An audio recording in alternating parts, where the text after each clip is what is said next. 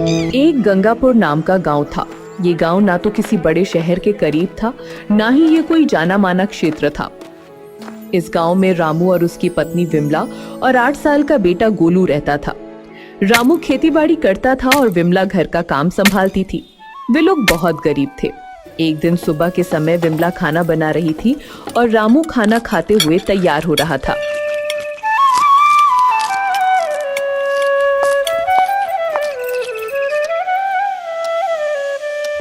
फिर इतनी जल्दी खेत पर काम करने जा रहे हो? हाँ विमला, इस बार अच्छी फसल हुई है तो फुर्सत ही नहीं है। अगर बरसात हो गई तो सारी फसल बर्बाद हो जाएगी।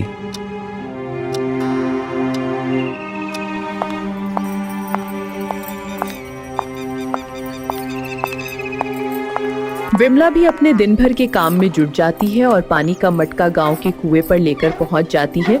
गांव में सिर्फ एक ही कुआं था जिसके आसपास बहुत सारी औरतें पानी भर रही थीं। विमला भी वहीं पानी भरने के लिए अपना मटका रख देती है। अरे तुझे पता नहीं, हम बड़े घर की औरतें हैं और तूने अपना मटका भी बीच में रख लिया। पहले हम पानी भरेंगे, उसके बाद तुम, समझी? हम छोटे हैं, मजदूरी करते हैं, इसका मतलब ये तो नहीं कि हमारी कोई इज्जत ही नहीं। ये बड़े घर के लोग अपने आप को पता नहीं क्या समझते हैं। अरे विमला, तुम क्यों उनके मुंह लगती हो? तुम्हें तो लोगों की आदत पता ही है। तुम थोड़ी देर बाद पानी भर लिया करो। क्यों परेशान होती हो इतनी छोटी छोटी बातों के लिए? बताओ जी, आज जल्दी खेती का काम निपटा कर आना। आज गोलू की तबीयत सही नहीं है। ठीक है विमला, मैं जल्दी आने की कोशिश करूंगा। और आज आते वक्त कुछ खाने के लिए लेते आना, राशन थोड़ा ही बचा है। ठीक है भाग्यवान, ले आऊंगा। और कुछ?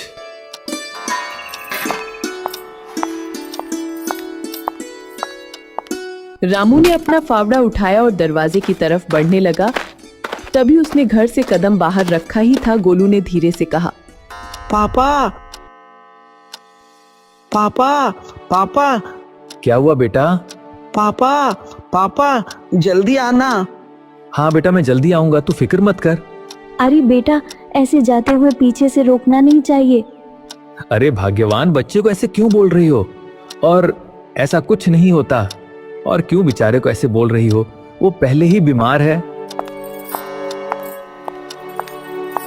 अजी, मैं डांट थोड़ी रही हूँ, मैं तो अपने बेटे को बता रही हूँ। और अब आप थोड़ा रुक कर जाइए। अरे नहीं नहीं, अभी जाऊंगा तो दोपहर से पहले आ जाऊंगा। अच्छा चलो, मैं चलता हूँ। ठीक है जी। रामू गोलू को दिलासा देकर खेत पर चला जाता है।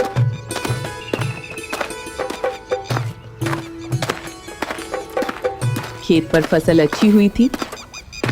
अगर इस बार सारी फसल अच्छे से हुई तो सेठ धनीराम जी का सारा कर्जा उतार दूंगा। अरे रामू भाई, क्या बात है? इस बार तो फसल अच्छी हुई है।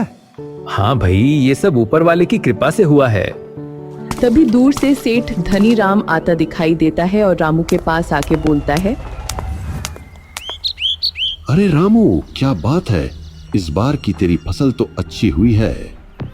जी सेठ, सब आपकी कृपा और ऊपर वाले की मेहरबानी है।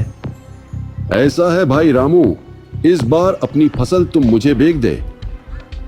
नहीं सेठ जी, मैंने सोचा है कि इस बार अपनी फसल में शहर में बेच कर आऊंगा तो अच्छे दाम पर। सेठ धनीराम उसकी ये बात सुन के आग बबूला हो जाता है और मन ही मन सोचता है, मैं भी देखता हूँ तू ये सारी फसल शहर में कैसे बेचता है। क्या हुआ सेठ जी, क्या सोचने लगे आप? कुछ नहीं भाई रामू, तेरी फसल है, तेरी मर्जी। तू कहीं भी बेच, चाहे शहर में या किसी को भी। तभी सेठ धनीराम वहां से चला जाता है गुस्से में और रामू अपने खेती में काम करने लग जाता है।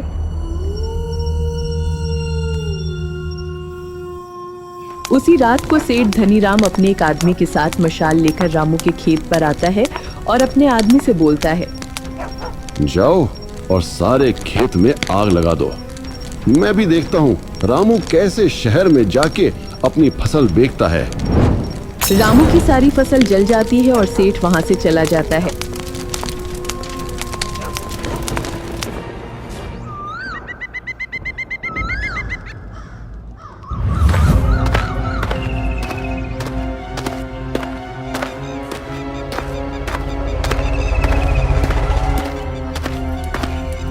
सुबह जब रामू अपने खेत पर आता है तब देखता है उसकी सारी फसल जल चुकी है।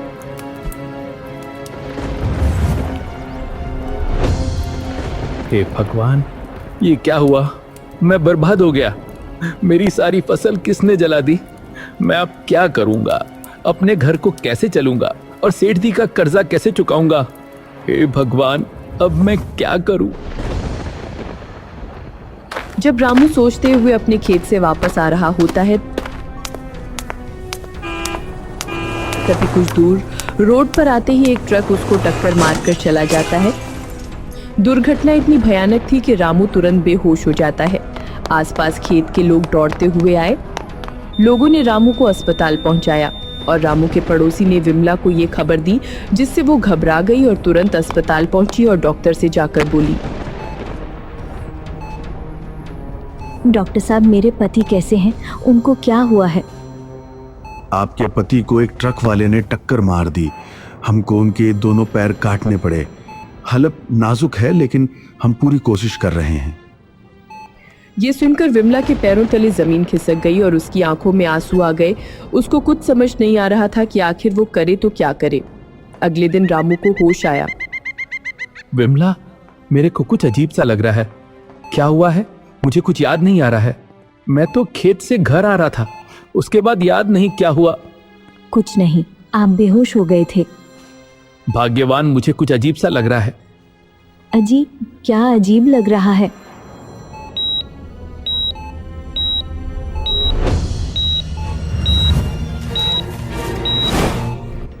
अरे अरे, मेरे पैर कहाँ गए? विमला, मेरे पैर कहाँ गए? अरे आप घबराइए मत, मैं हूं ना आपके साथ। नहीं विमला, अब सब खत्म हो चुका है। आप कैसी बातें कर रहे हैं? मैं आपके साथ हूँ। गोलू है, कुछ खत्म नहीं हुआ है। आप शांत हो जाइए। अब मैं कुछ नहीं कर पाऊंगा। मेरे पैर कट चुके हैं। इससे अच्छा कि मर ही जाता। आप ऐसे क्यों बोल रहे हो? भगवान पर भरोसा रखिए, सब ठीक हो जाएगा। बुरा समय आता है तो अच्छा भी आता है। हमारा अच्छा समय जरूर आएगा, आप परेशान मत होइए। लेकिन अब मैं तो किसी काम का नहीं, बेकार हो गया हूँ ना। मेरा भला अब क्या अच्छा समय आएगा? विमला बहुत देर तक रामू को समझाती रही। रामू पूरी तरह से हार मान चुका था और सारी उम्मीदें खो बैठा था। लेकिन फिर विमला उसे गोलू का वास्ता देकर समझाती है तो वो कुछ शांत हो जाता है। फिर विमला जैसे तैसे उसे घर वापस लेकर आती है।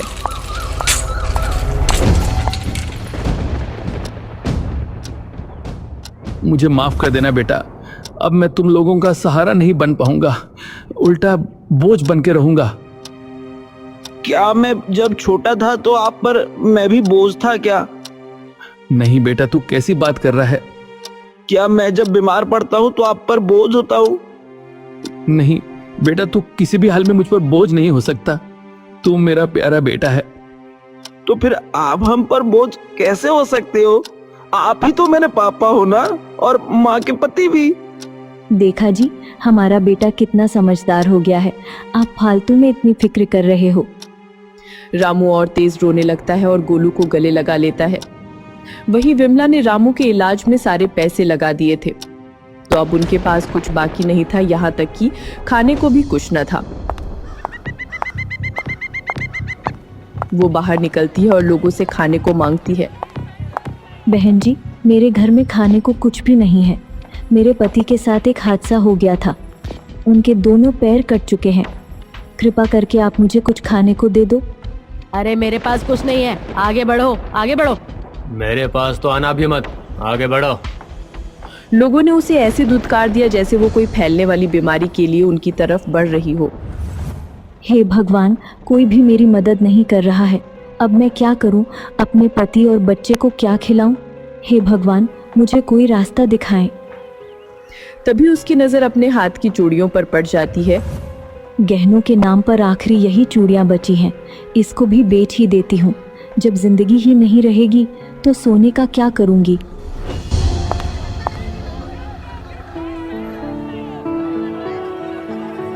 विमला अपनी सोने की चूड़ियां बेच देती है और उन लोगों के लिए वेज राजमा चावल लेकर आती है।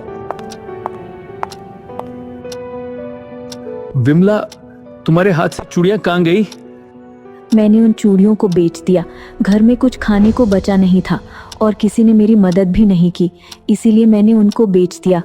आप उनकी चिंता मत करो, जब जीवन ही नहीं रहेगा तो उनका क्या काम। लेकिन वो तुम्हारी सबसे पसंदीदा चूड़ियां थी। अरे आप छोड़ो सब, ये लो राजमा चावल खाओ। वाह, इनका स्वाद तो काफी अच्छा है। वाह माँ, ये राजमा चावल तो बहुत स्वादिष्ट है, लेकिन उतनी स्वादिष्ट नहीं जितनी आप बनाती हो। आपके हाथ की बात ही अलग है माँ। विमला, गोलू कुछ कह रहा है। माफ करना जी, मैं किसी सोच में डूबी हुई थी। सोच रही थी कि पैसे कमाने के लिए अब मुझे क्या करना चाहिए। माँ, आप राजमा चावल ही क्यों नहीं बेचना शुरू करते? इस राजमा चावल से तो बहुत अच्छा राजमा चावल बनाती हो आप। विमला को गोलू का सुझाव अच्छा लगा। चूड़ियां बेचकर आए पैसों से ही वो एक ठेला खरीदती है और राजमा चावल बेचना शुरू कर देती है। लेकिन पहले दिन उसकी राजमा चावल कोई नहीं खरीदता। आज एक प्लेट भी राजमा चावल नहीं बिका। लगता है मैंने गलती कर दी राजमा चावल बेचने का फैसला करके। नहीं माँ, ऐसा नहीं है। आप चिंता मत करो, मैं आपको एक तरकीब देता हूँ। कैसी तरकीब बेटा? आप शुरुआत में राजमा चावल सिर्फ 10 रुपए की प्लेट में बेचो। इससे लोग आकर्षित होकर जरूर खरीदेंगे। लेकिन 10 रुपए में क्या फायदा होगा? फायदा ये होगा कि लोगों को जब आपके राजमा चावल का स्वाद मिलेगा तो वो उसके दीवाने हो जाएंगे, फिर वो बार बार आएंगे। शुरुआत में ग्राहक बनाना ज्यादा जरूरी होता है। मेरा बेटा कितना होशियार है। सही कहा बेटा, ये तो मैंने कभी सोचा ही नहीं। तो चलो बेटा, कल से हम 10 रुपए की प्लेट में राजमा चावल बेचेंगे। हाँ माँ, भगवान ने चाहा तो देखना सब ठीक हो जाएगा।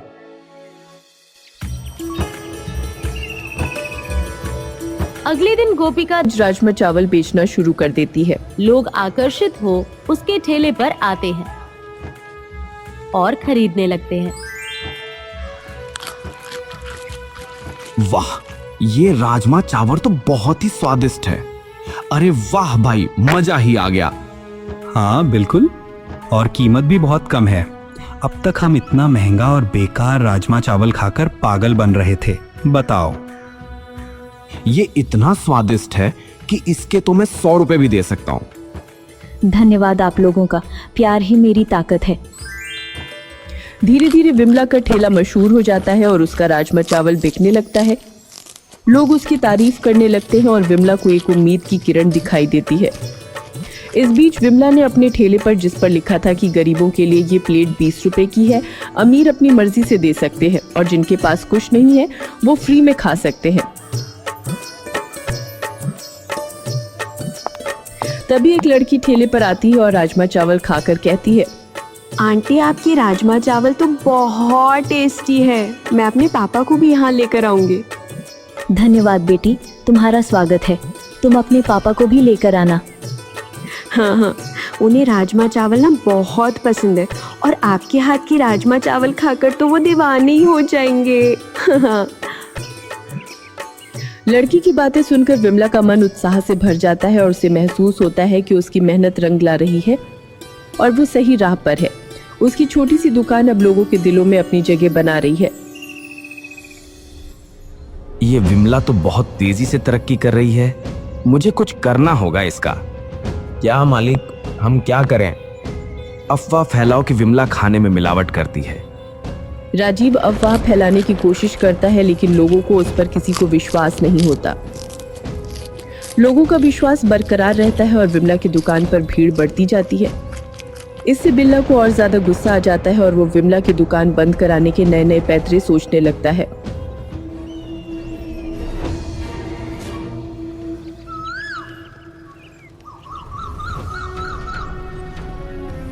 अब क्या करना है मालिक? मैंने एक नकली फूड ऑफिसर बुलाया है, वही जो खाने में मिलावट की जांच परख करते हैं। वो आकर जब ये बात कहेगा तो सब लोग मान लेंगे। एक्सक्यूज मी मिस, मैं फूड ऑफिसर हूं और मैं आपकी राजमा चावल की सेफ्टी चेकिंग करने आया हूं। मुझे आपके खिलाफ शिकायत मिली है कि आप बासी सामान इस्तेमाल करती हैं और मिलावट भी करती हैं। ये सरासर झूठ है। आप खुद खाकर चेक कर लें, आपको पता चल जाएगा।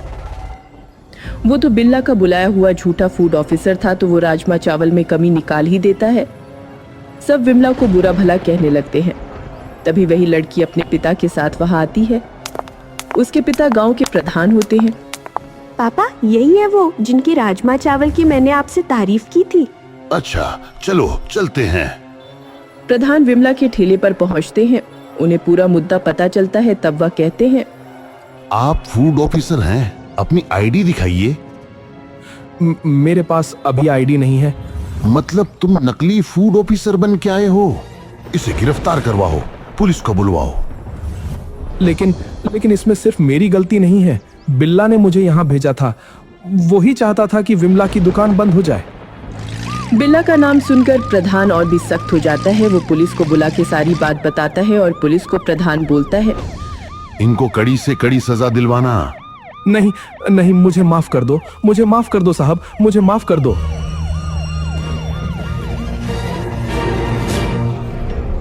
तुम किसी की जिंदगी को बर्बाद करने चले थे और अब माफी मांग रहे हो। बिल्ला को भी गिरफ्तार कर लिया जाता है। विमला की सच्चाई जानकर लोग उसकी तारीफ करते हैं और माफी भी मांगते हैं। हमें माफ कर दो, हम गलतफहमी में आ गए थे। हाँ, हम जानते थे कि तुमने कभी मिलावट नहीं की होगी। विमला की आंखों में आंसू आ जाते हैं, लेकिन ये आंसू खुशी के थे। उसे विश्वास था कि ईमानदारी और मेहनत का फल हमेशा मीठा होता है। फिर वह प्रधान और उनकी बेटी को राजमा चावल खिलाती है।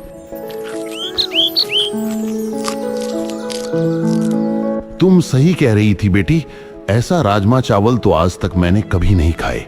और वो पगला नकली फूड ऑफिसर कह रहा था कि इसमें मिलावट है। इसीलिए तो मैं आपको यहाँ लेकर आई हूँ पापा। आपको नहीं लगता कि ऐसा राजमा चावल हमारे घर में बननी चाहिए? हाँ बिल्कुल। और सबसे अच्छी बात तो इनकी ये है कि ये गरीबों को सिर्फ 10 रुपए में राजमा चावल खिलाती हैं, और जिनके पास कोई पैसा नहीं उनको फ्री में। क्या आप मेरी बेटी को बनाने का तरीका बताएंगी ताकि ऐसा राजमा चावल मैं घर में खा सकूं? प्रधान जी, आप क्यों ना रोज राजमा चावल यहीं से ले जाया करो। बेचारी बेटी से इतनी मेहनत क्यों करवा रहे हो? अच्छा जी, आप अपनी सामग्री बताना नहीं चाहते कि कैसे बनाते हो। चलो कोई बात नहीं, अब मैं रोज यहाँ आकर ही खा लिया करूंगा। अब ऐसे ही विमला दिन पर दिन तरक्की करती गई और सब सुखी सुखी रहने लगे।